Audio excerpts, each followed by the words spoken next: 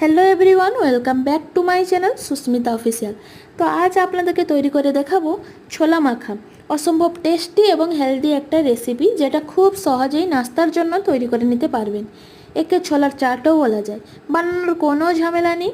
তাহলে চলুন দেখে নিই আমি কিভাবে ছোলা মাখা বানাই। আমি এখানে একটা পাত্রতে ভেজানো ছোলা কিছু নিয়েছি।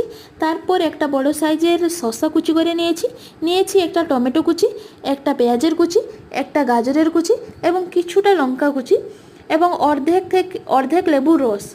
তো একে একে করে সব মশলা আমি এই ছোলার মধ্যে দিয়ে দিয়েছি। আপনারা চাইলে এখানে সেদ্ধ ছোলা এবং সেদ্ধ আলুও ইউজ করতে পারেন, আমি এখানে নিইনি।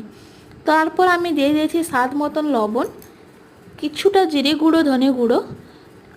আপনারা চাইলে এখানে ধনিয়া পাতা কুচিও অ্যাড করতে পারেন, আমার কাছে ছিল না তাই আমি এটা ইউজ করিনি। তারপর আমি এখানে নিয়েছি একটু টকের আচার। আপনারা চাইলে একে স্কিপ করতে পারেন। তারপর ভালোভাবে মাখিয়ে নিতে হবে, যাতে সব মশলা ছোলার ভেতরে যেতে পারে। ভালোভাবে মাখিয়ে নিলেই তৈরি হয়ে যাবে আমাদের এই ছোলা মাখা।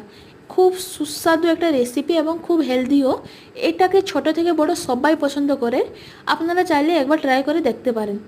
Thanks for watching, bye bye.